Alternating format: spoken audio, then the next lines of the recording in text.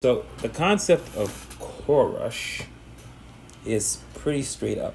So we're gonna go how to play, right? So if we go to core rush, you take down keepers. So there's going to be multiple keepers that come out. Each of those keepers are worth 1 point. If there's a keeper that comes out by itself, it's called an alpha keeper. That keeper is worth 3 points. You're playing till 15. So the idea of the game is score points. What I watch a lot of folks do is they get fixated on outposts and the bots.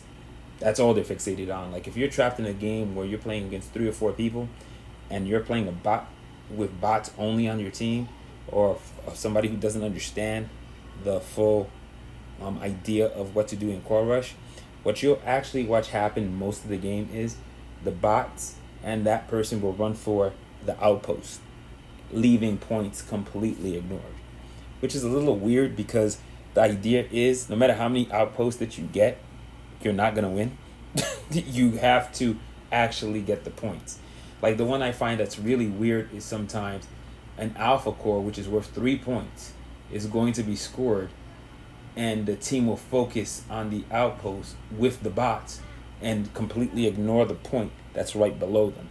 And it's always confusing to me. So that's one of the things that are really important. It's timing, figuring out when to get outposts and when to get points. Most of the time, you're trying to get the points. The outposts are nice. They make things easier, but the points are more important. And if you can get 3 points every time, that's more helpful than getting 1 point by itself. So that's what I see. Like I'll see people go for an all-out war for 2 points while leaving a point that's sitting by itself that no one seems to care about and no one wants to get it. So a lot of times I'll come into games and all I have to do is just go get straggling points all around while everyone is focused on the outpost in the middle and everyone's not caring about the alpha core. The next biggest strategy in the game is your primal. Holding your primal as long as humanly possible is the most important other strategy that you have. You don't want to be primaling just to get kills and knock people out, and every time you get all these fantastic kills, you never actually get a point. So that's another thing. I think a lot of people get sidetracked or focused on getting kills and outposts, and that's it. So those are the two things that are the most important. It's knowing when to use that primal. I will literally at times let myself be killed versus using my primal, because if I spawn back in a timely fashion or fast enough, I can actually primal into the middle of the point, kill everybody that's there, hold it and take it. Especially if I let folks primal and kill me and then wait for the timer to round down for them and then come back in and primal and then hold. You'll know you're in trouble if you basically have a situation where you fight off 2 primals and not die, and then 3 more primals jump on you. You're not gonna win. It's just not a thing. There's no way. That means you're literally playing 5 people to your 1. You ain't winning.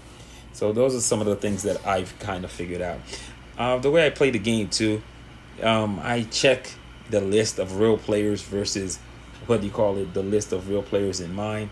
If it's lopsided, like 5-1 or 5-2, they're at 12, you're at 2, an alpha core just popped up, you're not gonna win.